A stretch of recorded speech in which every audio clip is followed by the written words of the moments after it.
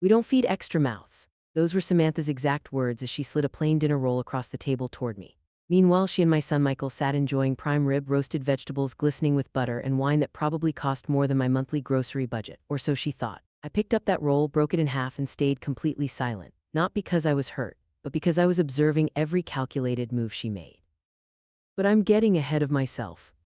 6 months ago, I was 64 years old, recently widowed, living in my modest two-bedroom apartment. When Michael invited me to their anniversary dinner at an upscale steakhouse, I wore my simplest dress and brought a card. What Samantha didn't know was that modest had always been my choice, and she was about to discover exactly what happens when you underestimate a woman who built an empire in silence. Let me take you back to where this really began. My name is Margaret Chen, and 2 years ago my world collapsed when my husband Richard died of a sudden heart attack at age 66. We were in the kitchen making Sunday breakfast. His specialty was blueberry pancakes when he grabbed his chest and fell. I called 911, performed CPR like the Red Cross class taught me, but it wasn't enough. He was gone before the ambulance arrived. Richard and I had been married for 38 years. We built a comfortable life together. I worked as a chief financial officer for a mid-sized tech company for 22 years before retiring at 58. Richard had been an engineer. We were good with money, careful, strategic, patient. By the time I retired, we'd accumulated more than most people realized, but we never flashed it around. We drove practical cars, lived in a nice but not ostentatious home, and dressed simply. After Richard died, I made a decision that would later prove crucial. I downsized to a modest two-bedroom apartment in a quiet complex, not because I needed to, but because the house felt too empty without him. I kept my investment portfolio intact, $2 million that I'd built over 3 decades of careful saving and smart investments. I lived comfortably on my pension, $4,000 a month, and never touched the principal. My son Michael was 35 when his father died, working as a mid-level manager at a marketing firm. He'd always been a good son, thoughtful, caring, responsible. He called me every week, visited twice a month, and genuinely seemed worried about me living alone. "Mom, are you sure you're okay?" he'd ask, looking around my simple apartment with concern. "I'm fine, sweetheart," I'd tell him. "This is what I need right now." He'd nod, but I could see the worry in his eyes. He thought I was struggling financially. I never corrected him. 4 months after Richard's funeral, Michael called me on a Tuesday evening, his voice bubbling with excitement I hadn't heard since before his father died. "Mom, I've met someone," he said. "Her name is Samantha. She's incredible. I really want you to meet her." My heart lifted. Michael deserved happiness. I'd love to meet her. That Saturday, he brought her to my apartment for coffee. Samantha walked in wearing designer jeans and a cashmere sweater that probably cost $400, though I recognized it as last season's style. She was 32, blonde, beautiful, with a smile that showed perfect white teeth. "Mrs. Chen," she exclaimed, hugging me like we were old friends. "Michael has told me so much about you. I'm so sorry about your husband." "Thank you, dear. Call me Margaret." She sat on my modest IKEA couch and looked around with what seemed like genuine warmth. "What a cozy place. You've made it so homey." We talked for 2 hours. She asked about Richard, about my career, about how I was adjusting. She seemed genuinely interested when I mentioned my CFO background. "That's amazing," she said, leaning forward. "You must have been so successful. It's wonderful that you can enjoy retirement now." Something in the way she said retirement made me pause, but I dismissed it. Michael was glowing, his hand intertwined with hers. That's what mattered. They got engaged 3 months later. Fast, yes, but Michael was 36 and he seemed certain. Samantha called me herself to share the news. "Margaret, I hope you'll help me plan the wedding. I've always wanted a mother-in-law who could be a real friend." I was touched. My own mother-in-law had been cold and distant. I wanted to be different. The wedding planning revealed Samantha's tastes. She wanted everything expensive, $10,000 for flowers alone, a designer dress that cost $8,000, a venue that charged $150 per plate for 200 guests. "Michael, honey," I overheard her say one afternoon when I arrived early to help with invitations, "we deserve the best. This is our special day." "Sam, that's $30,000 just for the venue and food," Michael said carefully. "Maybe we could." "Don't you want our friends to see how successful we are?" Her voice had an edge I hadn't heard before. Michael Cr. Edit card funded most of it. I offered to contribute, but Samantha insisted they do it themselves. Looking back, I realized she was already building the narrative that they were supporting themselves and eventually supporting me. The wedding itself was beautiful. Samantha glowed in her expensive dress. Michael looked happy. I sat in the front row wearing a simple navy dress from Nordstrom Rack and genuinely felt joy for my son. At the reception, Samantha introduced me to her friends. This is Margaret, Michael's mom. She's retired and lives in a cute little apartment across town. Cute little, the words felt deliberate, but I smiled and shook hands. After the wedding, they moved into a 3-bedroom house in an upscale neighborhood mortgaged heavily, I later learned. For the first few months, everything seemed fine. We had monthly dinners, usually at casual restaurants. Samantha was always pleasant, always asking how I was doing on your fixed income. I never corrected her assumption. I was curious now, watching to see where this would go. Then came the first real sign. We were at a family barbecue at their house about 6 months after the wedding. I'd brought a homemade pasta salad in a plastic container from the grocery store. Samantha took it from me at the door, smiled, and said just loud enough for 2 neighbors to hear, "Oh, Margaret, you're so sweet to bring something. I know every dollar counts for you." She patted my hand like I was a charity case. Michael, standing beside her, said nothing. That night, driving home to my modest apartment, I realized something had shifted. Looking back, I should have confronted it then, but I wanted to see just how far this would go. I had no idea how cruel things were about to become. The first major incident happened 3 months after the wedding at Samantha's 33rd birthday party. She rented a private room at an upscale Italian restaurant downtown, the kind with white tablecloths and waiters in bow ties. Michael had invited me personally. "Mom, it'll be great. Sam's really excited you're coming," he'd said on the phone. I wore one of my nicer dresses, simple black, classic cut from my corporate days, and arrived exactly on time at 7 p.m. The hostess led me to the private room where 30 people were already mingling, champagne flutes in hand. Samantha spotted me immediately. She glided over in a stunning red dress that I recognized from the Nordstrom catalog, $600, marked down from $900.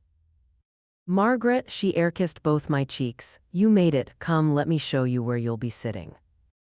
She led me past the main table, elegantly set with place cards and elaborate floral centerpieces, toward a small separate table in the corner near the kitchen door. 1 place setting, 1 chair. "I hope you don't mind," Samantha said, her voice dripping with false concern.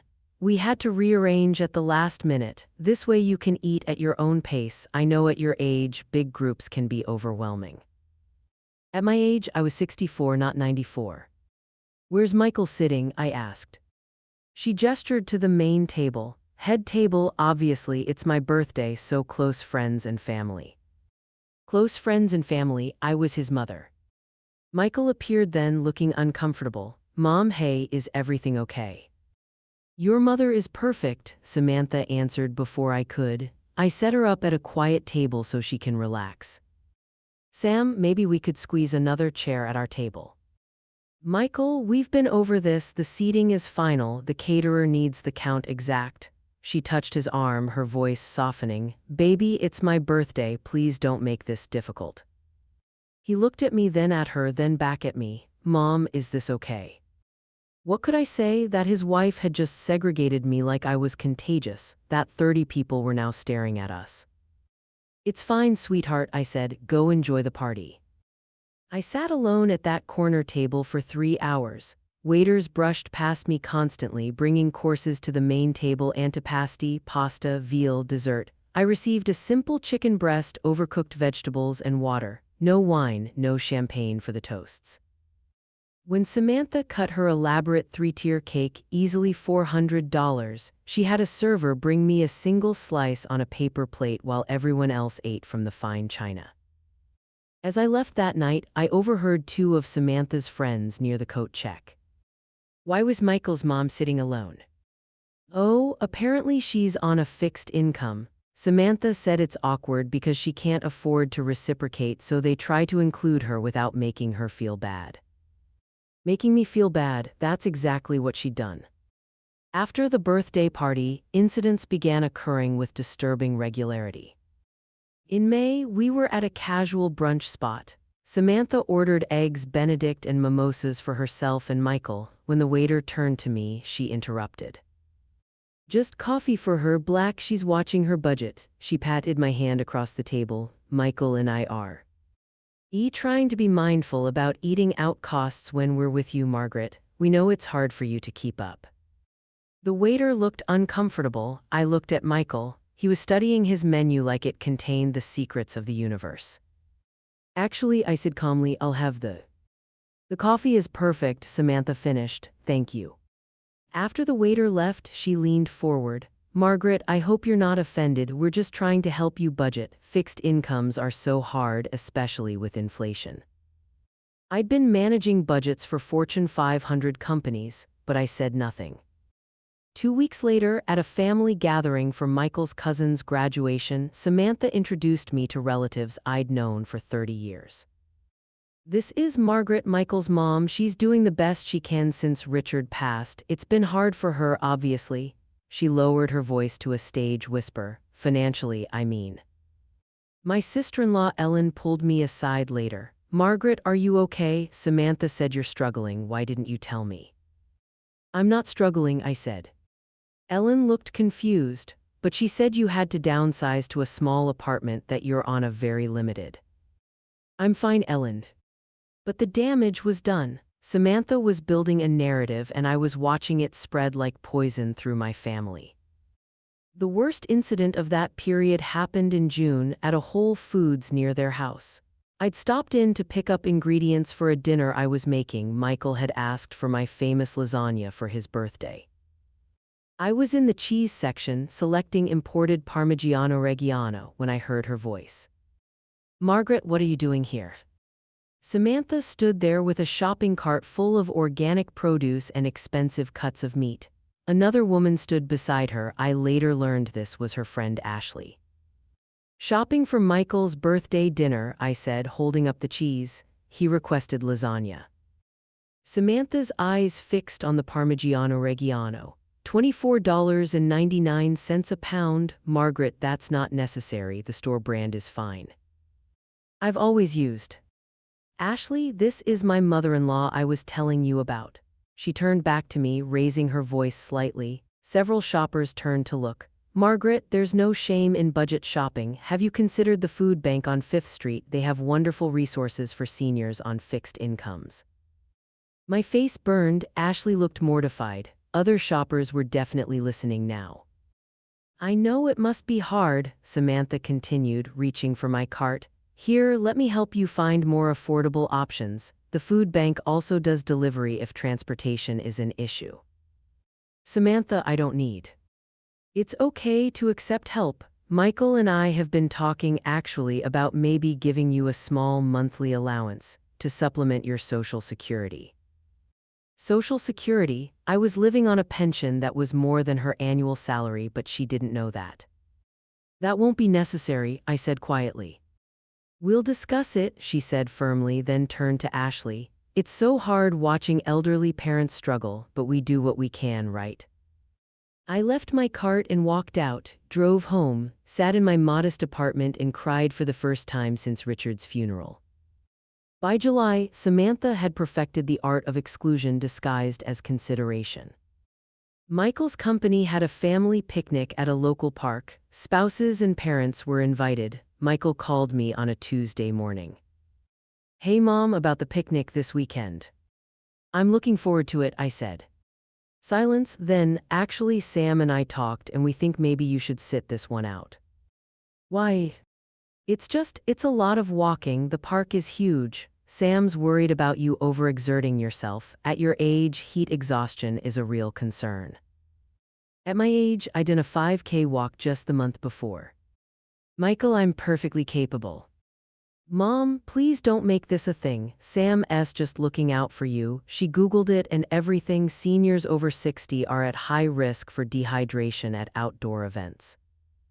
Did Sam tell you to call me? Another pause. She's trying to help. Why do you always assume the worst about her? That stung. I don't. Then trust us on this. Stay home, stay cool, we'll bring you back a plate. They didn't bring back a plate. And when I saw photos on Facebook later, Samantha had tagged me in them deliberately. I saw the picnic was catered with a buffet, games, and shade tents everywhere. Plenty of elderly people were there, including Michael's 72-year-old boss. But I hadn't been invited because Samantha was worried about my health, sure. In August, things took a darker turn. Michael and Samantha invited me over for dinner, just the three of us, which was unusual. Samantha cooked salmon, which she knew I didn't particularly like, and they were overly friendly all evening. After dessert, they exchanged glances. Michael cleared his throat. Mom, we wanted to talk to you about something important. My stomach tightened. Okay. Samantha reached across the table and took my hand. Margaret, we've been thinking about your future. You're not getting any younger, and we want to make sure you're protected. Protected from what? From the unexpected, Michael said. He pulled out a folder. We met with an estate planning attorney. He suggested that at your age, it's wise to have someone with power of attorney, someone who can make medical and financial decisions if, God forbid, something happens. My blood went cold. I see. We know it's uncomfortable to think about, Samantha continued, but with your limited resources, one hospital stay could bankrupt you. If Michael has POA, he can manage your assets, make sure nothing gets wasted on unnecessary expenses. Manage my assets, there it was. What assets are we talking about? I asked carefully.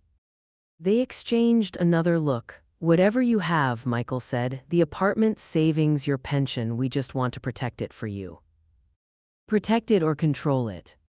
Samantha's smile faltered for just a second. Margaret, that's not fair, we're trying to help. I don't need help, I'm 64, not 94, I'm fully capable of managing my own affairs. For now, Samantha said, her voice cooling, but dementia can start showing up as early as 65, early intervention is key. I don't have dementia. Not yet, she said, but prevention is everything. The attorney said the best time to establish POA is before cognitive decline begins. Michael put the papers in front of me. Just look them over, Mom. We've already signed our portions. You just need to sign here, here, and here. We can have it notarized tomorrow. I looked at my son, my boy, who I'd raised to be honest and kind, and saw a stranger. No, I said. Mom. I said no, Michael. I'm not signing over power of attorney. Samantha's mask slipped completely. You're being unreasonable. We're offering to take on the burden of your finances, and you're acting like we're trying to steal from you. What exactly do you think you have that's worth stealing? The question hung in the air like a challenge. My independence, I said quietly, and I'm keeping it. I left before they could argue further. But driving home, I realized something crucial. Samantha didn't just want to humiliate me, she wanted to control me. She was convinced I was hiding assets, and she was systematically trying to access them. She had no idea how right she was, or how wrong she'd been to make me her target. September brought a new low. Michael's boss invited them to an exclusive restaurant, Chez Laurent, where reservations required 3 months' notice and entrees started at $85. To my surprise, Michael called and invited me. Are you sure? I asked. Yeah, Mom, it'll be nice. Mr. Harrison specifically said to bring family. I should have known better.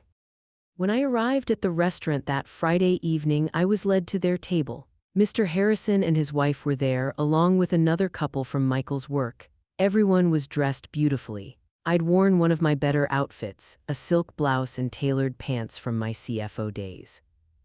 Samantha's eyes swept over me with barely concealed disdain. Margaret, you came, how nice. We sat, menus arrived. Samantha ordered for the table appetizers to share, a $200 bottle of wine, entrees that made my eyes widen at the prices. When the waiter turned to me, Samantha interrupted. She'll just have water and bread, she's not very hungry. Mr. Harrison looked confused. Nonsense, Margaret, what would you like? Actually, the salmon sounds. Margaret's on a very restricted budget, Samantha announced to the entire table.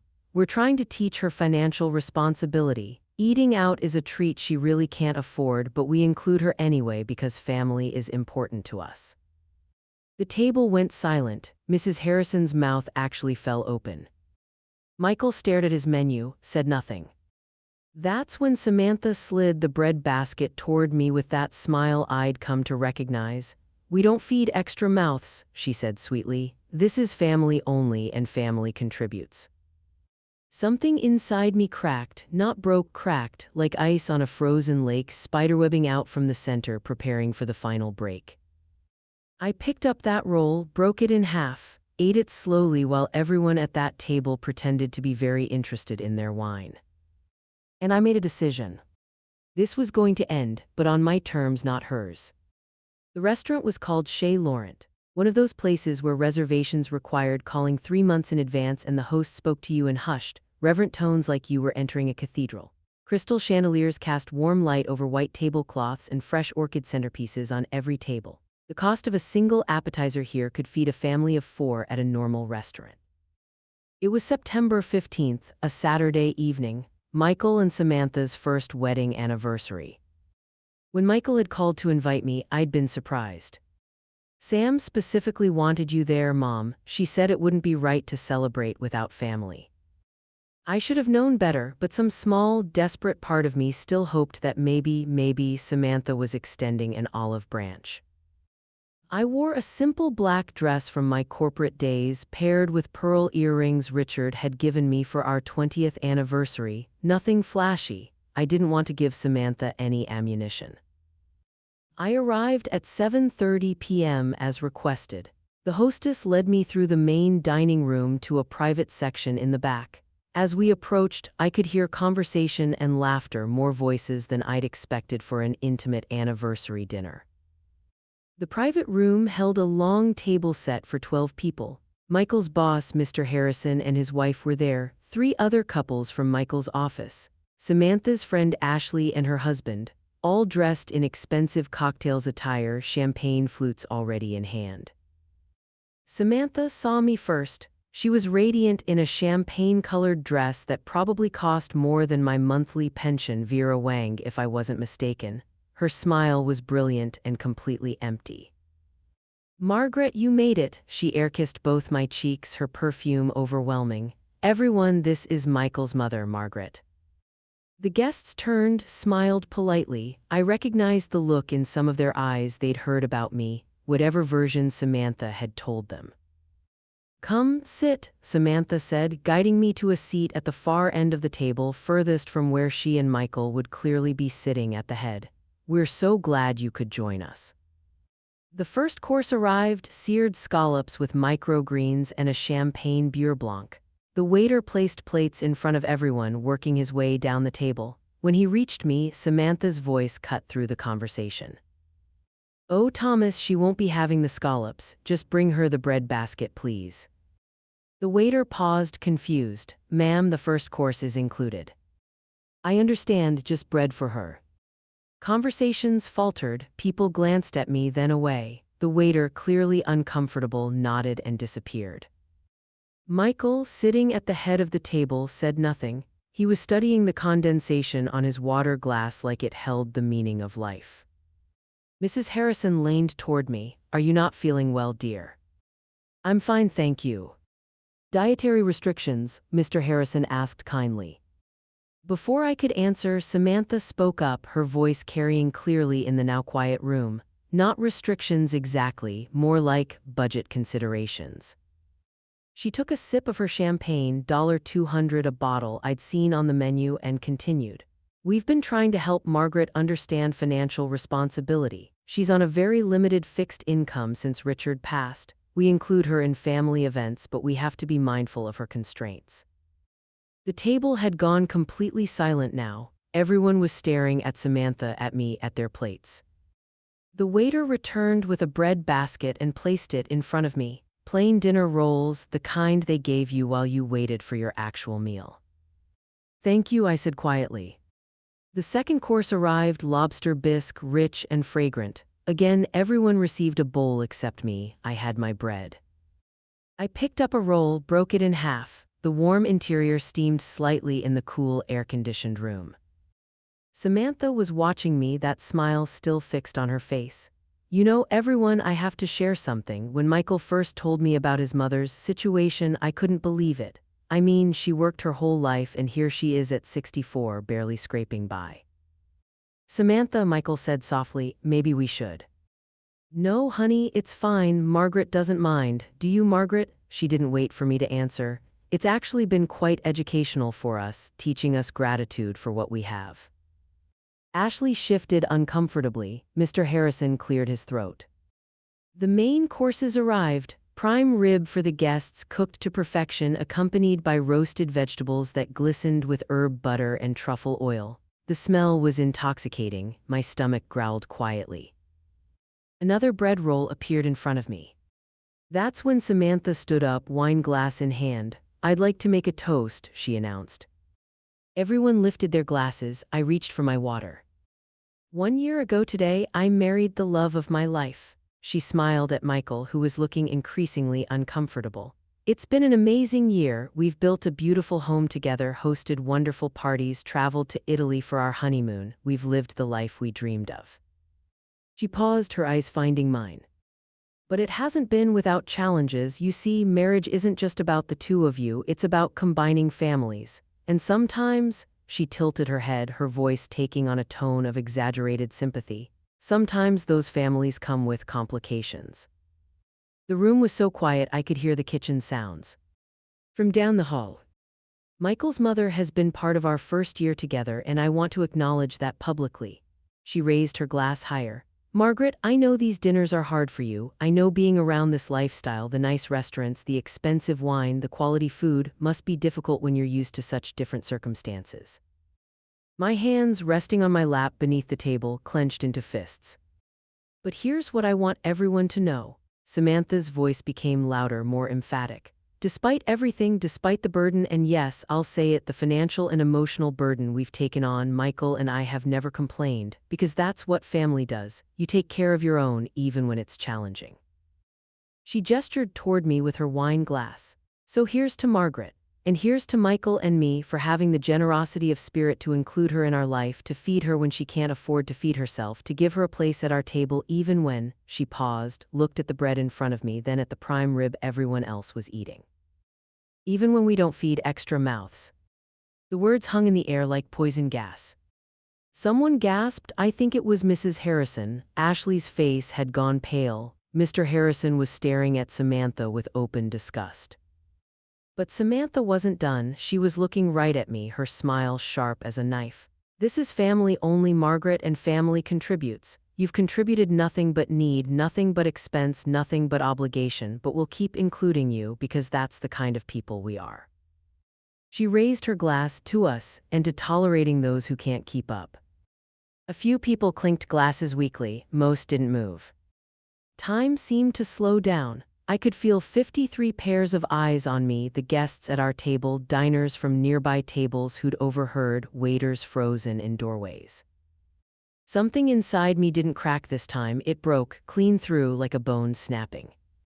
I stood up slowly, calmly, placed my napkin on the table beside my untouched bread, and in a voice that was steady and clear, I said, "Thank you for the dinner, Samantha, it was enlightening." Then I walked out, through the private dining room, through the main restaurant where everyone had definitely heard, through the entrance with its soft lighting and fresh flowers, out into the September evening air. My hands didn't start shaking until I reached my car. I didn't go home. I couldn't face that modest apartment, couldn't sit alone with what had just happened still ringing in my ears. Instead, I drove to the Four Seasons downtown, pulled up to the valet, walked into the marble lobby like I belonged there, which I did because I could afford it 10 times over, and asked for their best available suite. "The executive suite is available, ma'am. It's $850 for the night." "Perfect." The young woman at the desk looked surprised that I didn't flinch at the price. I handed her my credit card, not the basic one I used for groceries, but my platinum card that I hadn't touched in 2 years. The suite was beautiful, floor-to-ceiling windows overlooking the city, A king bed with luxury linens, a bathroom with a soaking tub and separate rainfall shower. I made it to the bathroom before I fell apart. I sat on the edge of that expensive tub and cried for the first time since Richard's funeral. Cried for the humiliation. Cried for my son who'd sat silent while his wife destroyed me in front of a dozen people. Cried for the mother I'd been and the fool I'd become. Then I took a shower, a long, hot shower under that rainfall head, and let the water wash away the tears. When I stepped out and wrapped myself in the hotel's plush robe, something had shifted. I looked at myself in the mirror, 64 years old, gray threading through my dark hair, lines around my eyes, but sharp eyes, intelligent eyes. Eyes that had reviewed billion-dollar budgets and negotiated corporate mergers and built an investment portfolio worth millions. Enough, I said to my reflection, enough. I woke up at 6 a.m. clearer than I'd felt in months. Ordered room service, eggs Benedict, fresh fruit, excellent coffee, and ate every bite while looking out at the sunrise over the city. My phone had 12 missed calls, 10 from Michael, 2 from numbers I didn't recognize. There were text messages too. Michael, Mom, where are you? Are you okay? Michael, please call me. Sam feels terrible. Michael, Mom, you're overreacting. It was just a joke.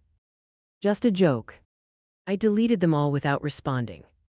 Then I opened my laptop. I always kept it in my car, a habit from my CFO days, and logged into my accounts. Time to take inventory. Checking account $47,000, emergency fund I never touched. Savings account $89,000, additional cushion. Investment portfolio spread across 3 brokerage accounts, $3,247,000, built over 30 years of consistent saving and smart investing. 3 properties, the house Richard and I had bought 40 years ago, paid off, currently rented out for $3,200 a month. A small condo downtown, also paid off, rented for $2,100 a month. And a beach property we'd bought as an investment 10 years ago, worth about $600,000 now. Pension $4,000 monthly, guaranteed for life. Social Security, I hadn't even started taking it yet. That would be another $2,400 monthly when I turned 65 next year. Total net worth, approximately $3.8 million. And Samantha thought I was poor. I laughed, actually laughed out loud in that hotel suite.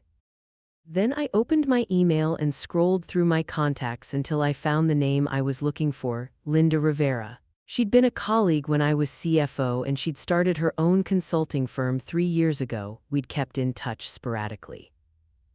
I typed, Linda, it's Margaret Chen, long time no talk. I'm ready to come out of retirement. Are you still looking for senior consultants? Let's have coffee this week.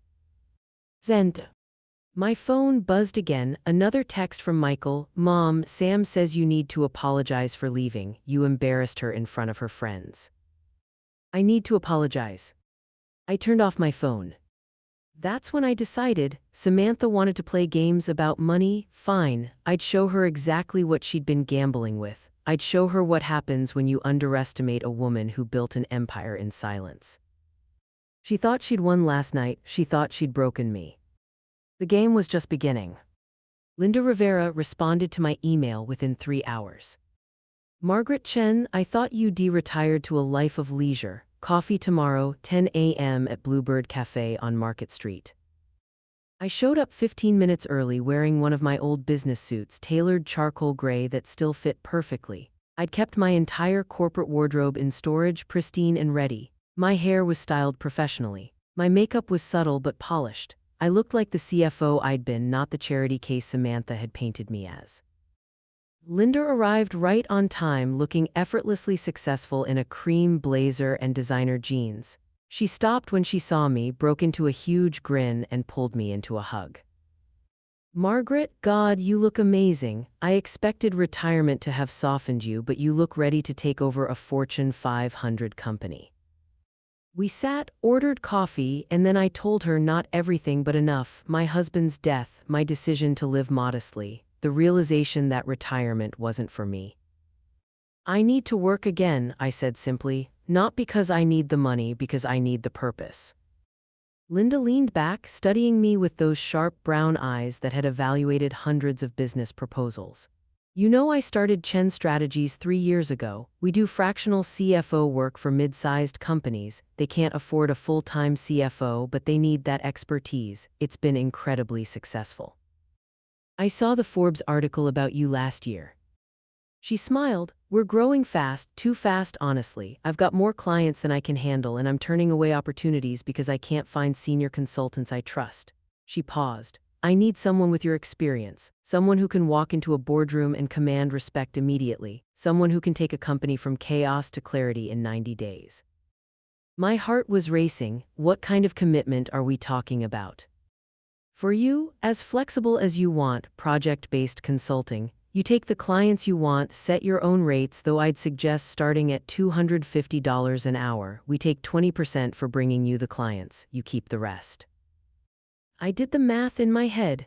20 hours a week at $250 an hour would be $5,000 weekly, $20,000 monthly. 40 hours would be $40,000 monthly.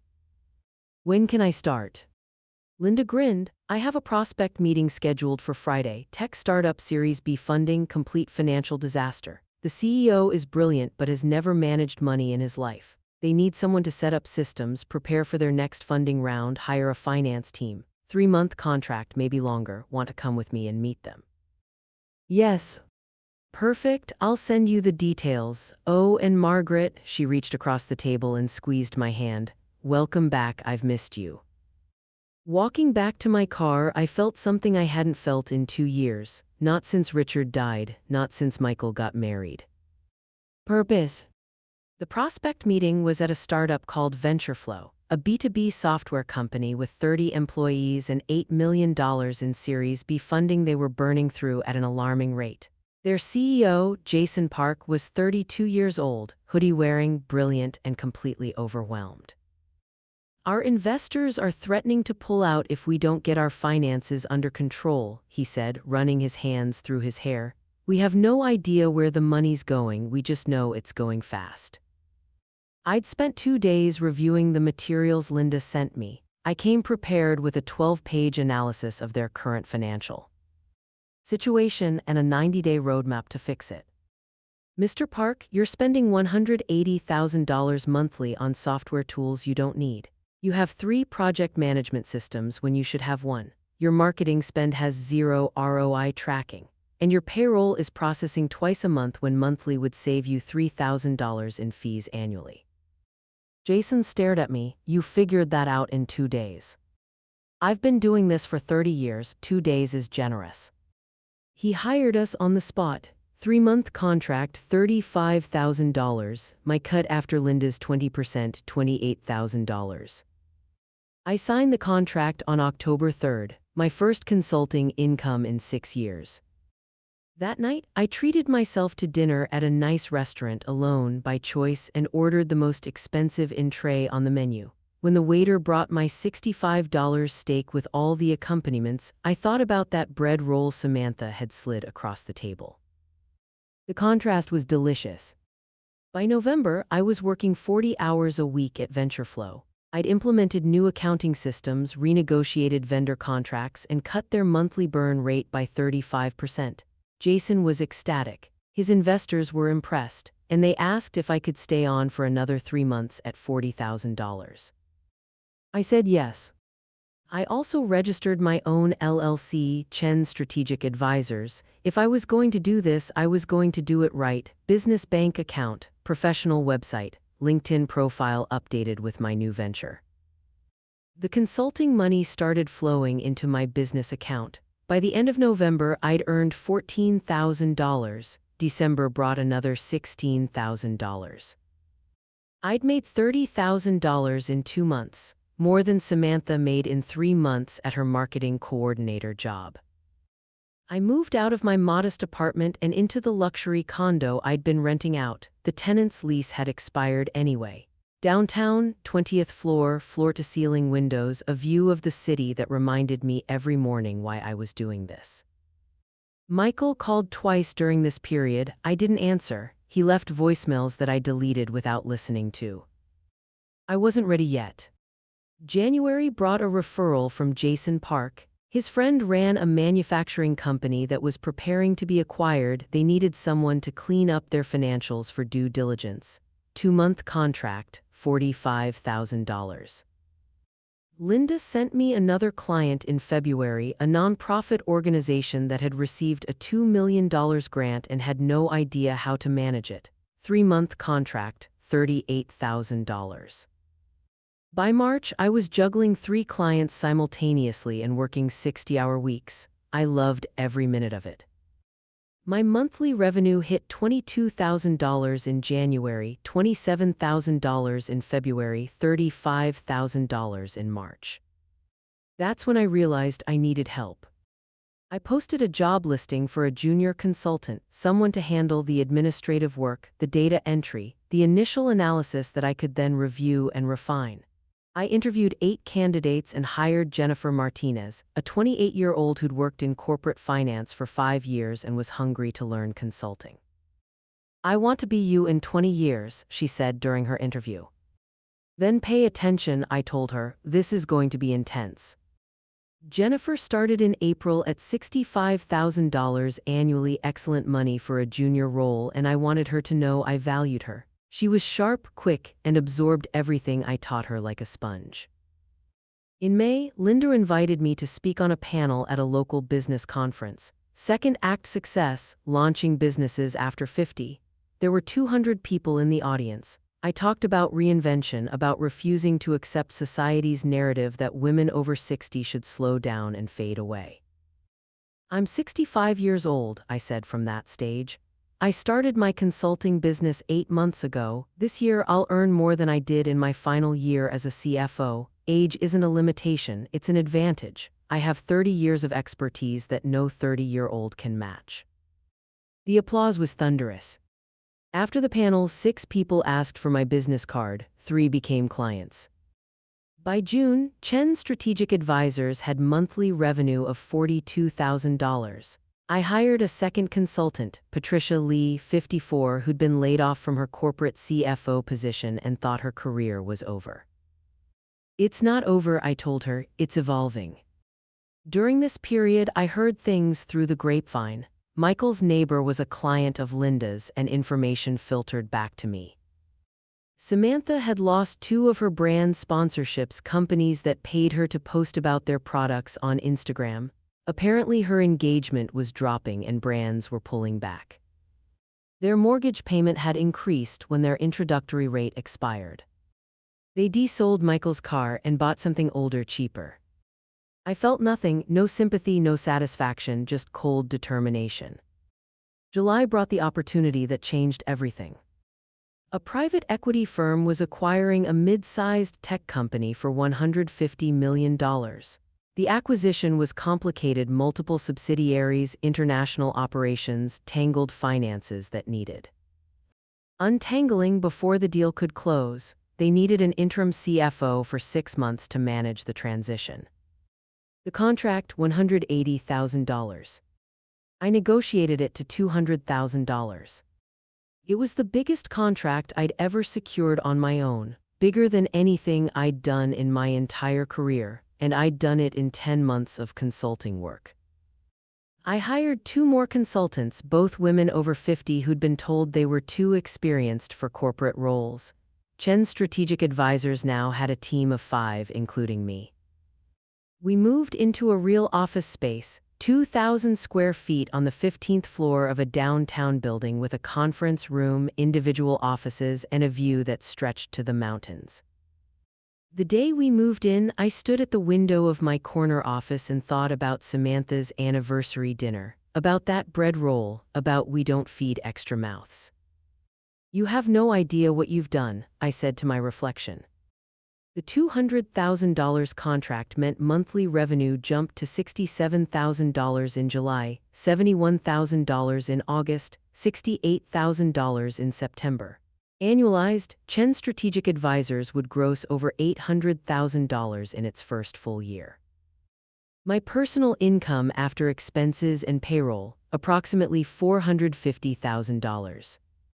I was making more in consulting than I'd made as a CFO, and I was just getting started. In August, a local business journal interviewed me for an article about successful women entrepreneurs over 60. The article ran in September with a photo of me in my office, city skyline behind me, looking every inch the successful executive I was. The headline, From Retirement to Revenue, How Margaret Chen Built a $500,000 Consulting Firm in 1 year. The article went online. It was shared on LinkedIn over 2,000 times. That's when Michael finally saw it. He called from a number I didn't recognize. I'd blocked his regular number months ago. I answered because I thought it was a client. Mom. I almost hung up, but curiosity stopped me. Hello, Michael. I saw the article. Mom, what is this? You started a business. Yes.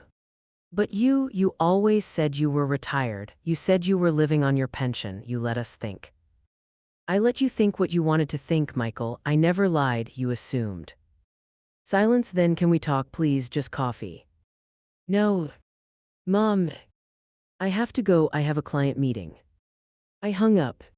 Jennifer poked her head into my office. Everything okay?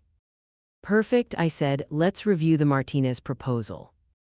Meanwhile, Samantha's life was visibly crumbling. Her Instagram posts became less frequent, more desperate. She started posting things like, reminder, success isn't measured by money, and gratitude for the simple things. Her engagement continued dropping. In September, I hired a private investigator, not for revenge, for information. I needed to know exactly what I was dealing with before any confrontation happened.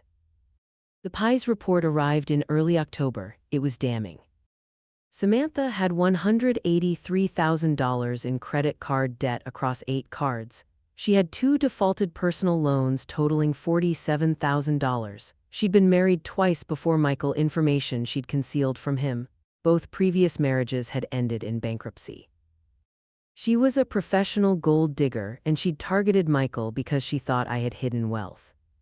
She'd been right about the hidden wealth. She'd just been catastrophically wrong about everything else. October brought 3 new major clients and a contract with a Fortune 500 company to provide interim CFO services for their subsidiary. Contract value $280,000 over 8 months. November revenue $97,000. December revenue $103,000.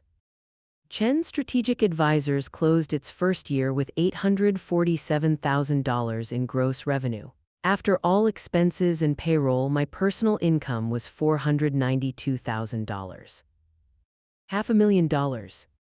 In 1 year. Starting from a modest apartment and a laptop. Forbes reached out in November. They were doing a feature on second act success stories, entrepreneurs who'd launched successful businesses after age 60. They wanted to profile me.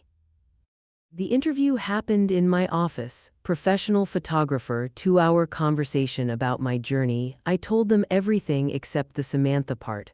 I kept it professional, inspirational. I think society tells women, especially women over 60, that our productive years are behind us, I said. I'm here to prove that's categorically false. I'm 65 years old and I'm having the most successful year of my career. The article went live online in early December. It was shared over 10,000 times on LinkedIn. My inbox flooded with inquiries, potential clients, women asking for advice, speaking invitations. Chen Strategic Advisors had a waitlist of prospective clients for the first time. I was invited to speak at a Women in Finance conference in January, the keynote address, 2,000 attendees. And then in mid-December, something else happened. A video went viral. Someone had recorded Samantha at a local boutique, screaming at a sales clerk about a declined credit card. The video showed her throwing her purse, calling the clerk names, storming out. It had been posted to TikTok and had accumulated 3 million views in 48 hours. The comments were brutal. People identified her, found her Instagram, discovered her lifestyle influencer persona. They compared her curated posts to the video of her meltdown. This is the same woman who posts about gratitude and simple living. Those designer bags were probably all bought on credit cards she can't pay. Her whole life is a lie. Her Instagram lost 15,000 followers in 2 days. Brand sponsorships evaporated overnight. She deleted her entire social media presence by December 20th. I watched it all unfold with clinical detachment. On December 23rd, my assistant Jennifer buzzed my office intercom. "Mrs. Chen, there's someone here to see you. He doesn't have an appointment. Says his name is Michael Chen. Says he's your son." I looked out my office window at the city lights beginning to glow in the late afternoon darkness. Looked at my team working diligently in the outer office. Looked at the Forbes article framed on my wall. "Send him in," I said. The game was about to end. Or rather, the final play was about to begin. Michael stood in my office doorway looking like he'd aged 5 years in the 10 months since I'd last seen him. His suit was rumpled, his tie slightly askew. The confident, successful son I'd raised had been replaced by this hollow-eyed stranger. "Hi, Mom." I gestured to the chair across from my desk. "Sit." He sat, looking around my office with visible shock. The corner space with floor-to-ceiling windows, the modern furniture, the framed Forbes article on the wall. Through the glass walls, he could see my team, Jennifer at her desk, Patricia in the conference room on a client call. I saw the article, but seeing it in person, he trailed off. I waited. I'd learned patience this year. "Mom, I need to talk to you about something important." "I assumed you didn't come here to congratulate me on my success." He flinched. "That's not fair. I would have congratulated you if you'd told me about any of this. Instead, I had to find out from a magazine article that my mother is some kind of business mogul." "Business mogul?" I repeated. Interesting choice of words from someone who watched his wife give me a bread roll while everyone else ate prime rib. Silence. His face went red. "I came here to apologize for that." "Did you, or did you come here because your life is falling apart and you need money?" His jaw tightened. "Both. Can it be both?" "I suppose it can, so apologize." He took a breath. "I'm sorry for all of it. The dinner, the way Sam treated you, the way I let her treat you. I was blind, Mom. She convinced me that we were helping you, that you needed us, and I believed her."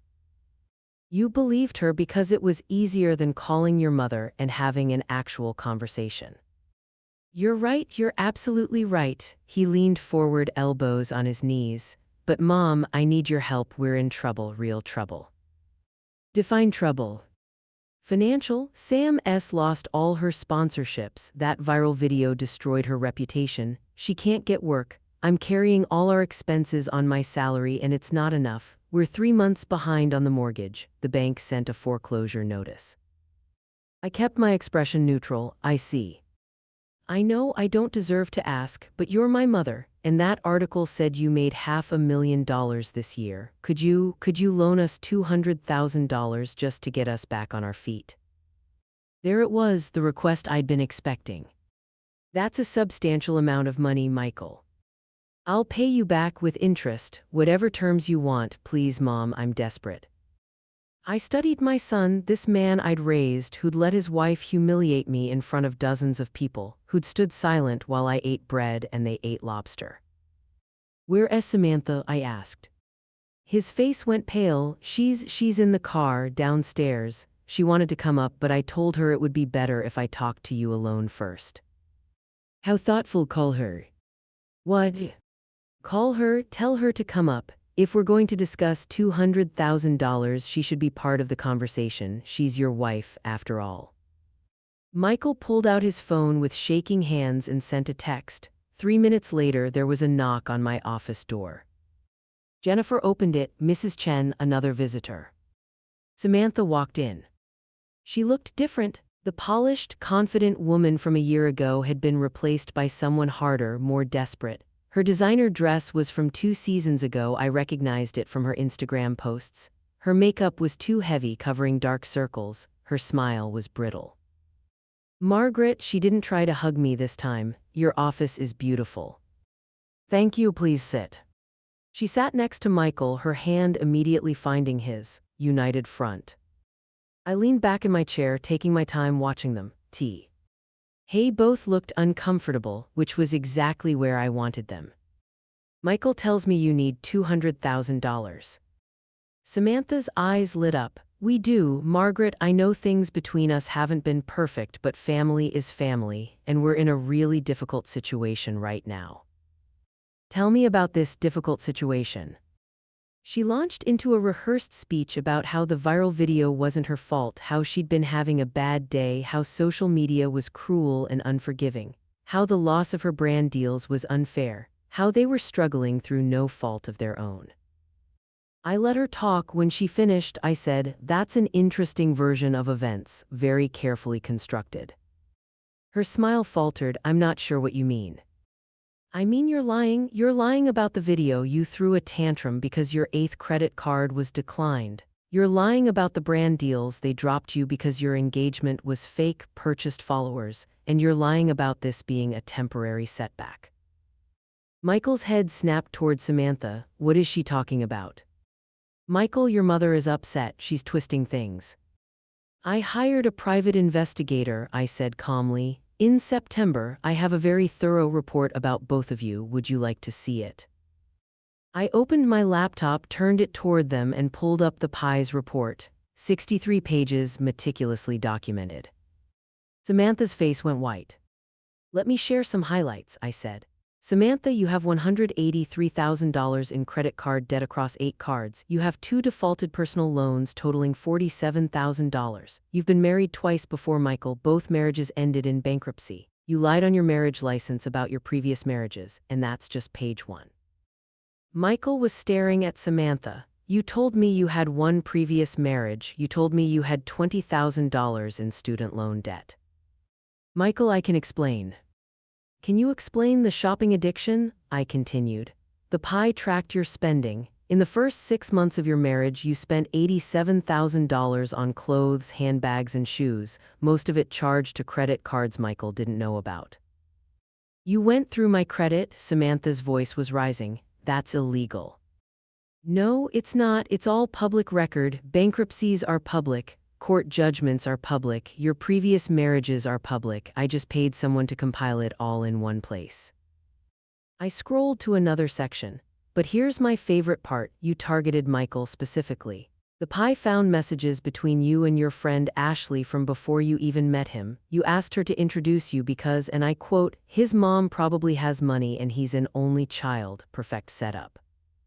Michael stood up so fast his chair rolled backward. "Tell me that's not true."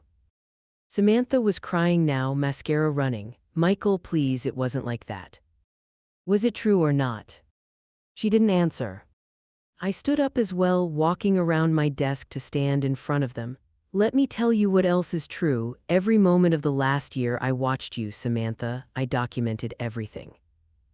I pulled up another file on my laptop. "March 3rd, my birthday, you didn't invite me to dinner." Posted photos of the celebration online, made sure I could see them. "April 12th, Easter, you told Michael I was too fragile to come to your house. I wasn't invited." "May 15th, your birthday party, you seated me at a separate table, called me a financial burden in front of 30 people." "June 21st, you suggested I should look into senior housing because my apartment was too expensive for someone on my limited income." July 8th, you posted on Instagram about the burden of aging parents and how generous you were for helping me. And September 15th, the anniversary dinner. I looked at Samantha, whose tears had stopped. She was frozen, listening. "You slid a bread roll across the table to me. You said, 'We don't feed extra mouths. This is family only and family contributes.' You said I contributed nothing but need, nothing but expense, nothing but obligation. You said all of this in front of a dozen people, including Michael's boss." Michael was looking at me with horror. "Mom, You sat there, Michael, you said nothing. Your boss later told his wife it was the most uncomfortable dinner he'd ever attended. Do you know how I know that? Because his wife is now a client of mine. She sought me out after seeing the Forbes article specifically because she was so impressed by how I handled that dinner." I turned back to my laptop. "But here's what you didn't know, Samantha, what neither of you knew." I pulled up my financial statements and turned the laptop toward them. "My net worth is currently $4.2 million. My investment portfolio, built over 30 years, is worth $3.5 million. I own 3 properties: the house your father and I bought, worth $450,000, currently rented; a downtown condo worth $600,000 where I currently live; and a beach property worth $550,000, also rented. I receive $4,000 monthly from my pension. I never needed to touch it because my rental income is $5,300 monthly. When I turn 66 next year, I'll start collecting Social Security, another $2,400 monthly. And then there's Chen Strategic Advisors, which grossed $847,000 in its first year. My personal income after expenses was $492,000. This year, we're projected to exceed $1.2 million in revenue. The room was completely silent except for the muted sounds of the office outside. I was never poor, Samantha. I was never struggling. I lived modestly by choice because I wanted to see who you both really were, and you showed me. Samantha found her voice. You set us up, you let me think. I let you think what you wanted to think. I never claimed to be poor. You assumed it because I lived in a modest apartment and didn't flash my wealth around. You assumed it because it fit your narrative, because it made you feel superior. I closed my laptop. You wanted to see me as a burden so you could justify your cruelty. You wanted to control me so you could access what you thought I had. You were right that I had money. You were just catastrophically wrong about everything else. Michael sank back into his chair. Mom, I didn't know about any of it. The debt, the previous marriages, the messages. I swear to God, I didn't know. I believe you, but you knew about the way she treated me, Michael. You saw it. You allowed it. That's what I can't forgive. I walked back behind my desk, putting physical distance between us. Here's what's going to happen. Samantha, you're not getting $200,000 from me. You're not getting a dollar. What you are getting is a lawsuit. Her head snapped up. What? The power of attorney documents you tried to pressure me into signing? My attorney reviewed them. They were fraudulent. Your lawyer, who has since been disbarred for other reasons, drafted them to give you access to my assets immediately, not just in case of incapacitation. That's fraud. You can't prove. I have recordings, every conversation we had about those documents, audio recordings that I made legally in a one-party consent state. My attorney is filing a civil suit against you for attempted financial exploitation of an elderly person. I'm 64, I'm not elderly. According to the law, I am, and the penalties are severe. I opened a folder and slid documents across the desk. You have 3 options, Samantha. 1, face the lawsuit, which will cost you tens of thousands in legal fees you don't have and likely result in criminal charges. 2, divorce Michael immediately, leave the state, and never contact either of us again. 3, I can send this complete dossier to every family member, every friend, and every potential employer in your industry. Her face was red, tears streaming. You're cruel, you're a cruel old woman who set me up. No, I'm a woman who refused to be victimized. There's a difference. I looked at Michael. You have a choice too. You can stay with her, in which case you're cut out of my will permanently and we have no relationship going forward. Or you can divorce her, get therapy, rebuild your life, and possibly earn back my trust over time. But that's a years-long process, Michael. Years. Mom, I'll do whatever it takes. Then start by getting out of my office and figuring out your life, both of you. Samantha stood shaking. This isn't over. Yes, it is. Security will escort you out. And Samantha, that viral video of you at the boutique, it's been seen by 4 million people now. Your reputation was already destroyed. I didn't have to do anything. You did it to yourself. Jennifer appeared at the door with building security. Michael and Samantha left without another word. I sat down at my desk, hands steady, and pulled up my email. Jennifer knocked softly. Mrs. Chen, are you okay? I'm perfect, Jennifer, absolutely perfect. That night, I went home to my luxury condo with its city views, poured myself a glass of $200 wine, and toasted to the woman in my reflection. 3 weeks later, Michael filed for divorce. Samantha moved to Arizona. And I got back to building my empire. Michael filed for divorce on January 8th. The papers cited irreconcilable differences and fraudulent misrepresentation. Samantha didn't contest it. She couldn't afford a lawyer. My civil lawsuit against her was settled out of court.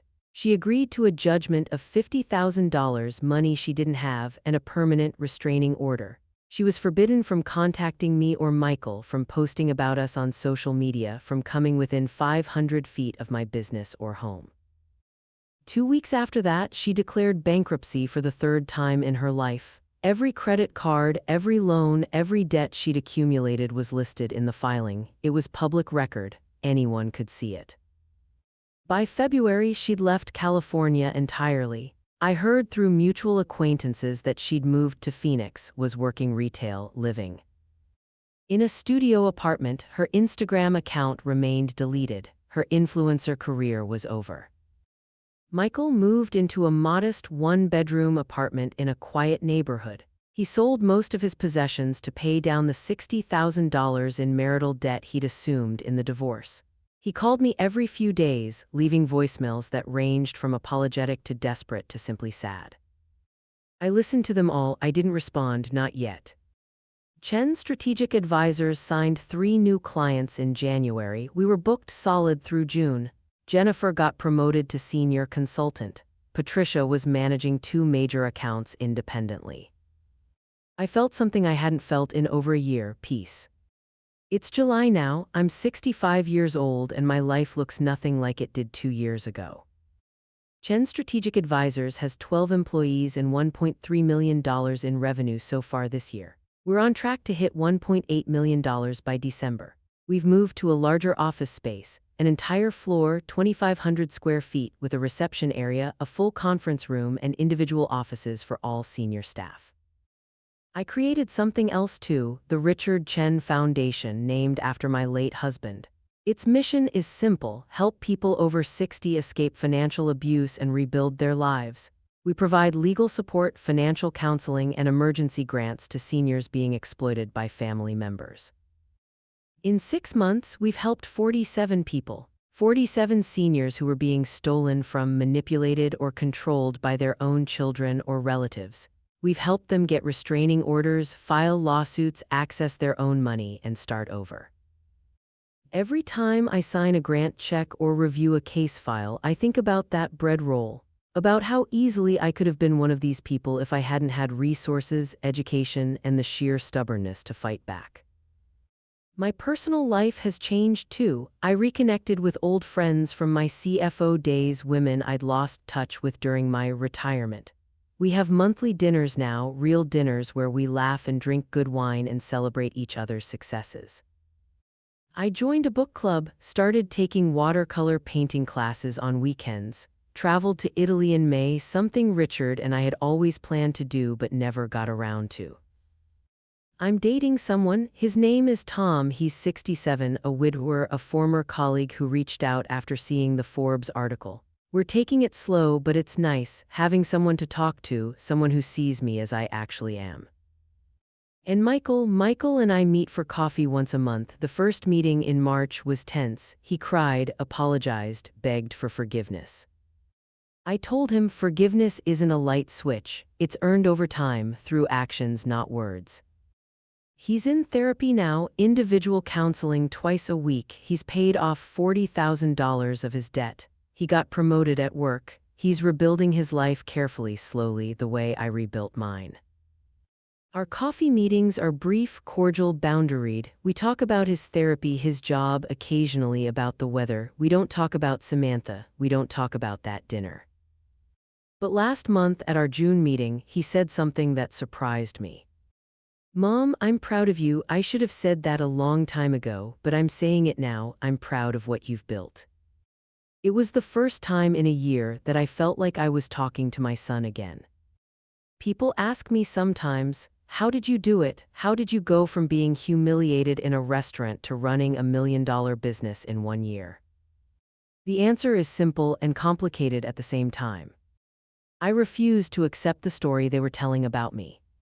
Samantha wanted me to be poor, helpless, dependent. She needed that narrative to justify her cruelty. And for a long time, I let her tell that story because I was curious where it would go.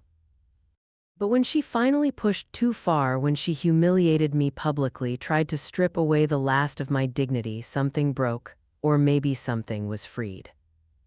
I realized I don't have to live in anyone's story but my own. If you're reading this, if you're in a situation like mine, please hear me. You have more strength than you realize. You have more options than you think. You can leave. You can rebuild. You can thrive.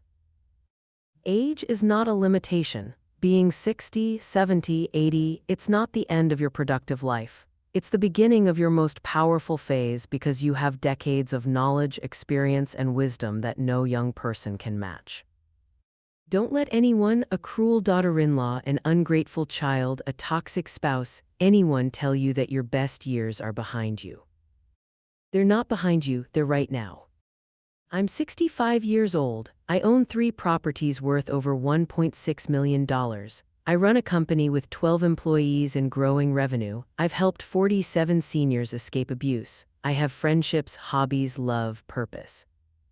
Sometimes I still think about that anniversary dinner at Chez Laurent, about Samantha sliding that bread roll across the white tablecloth, about her voice saying we don't feed extra mouths. And you know what? I smile. Because that moment, that humiliating, degrading moment, was the catalyst for everything that came after. That night wasn't my ending. It was my beginning. My name is Margaret Chen, I'm 65 years old, and I'm just getting started.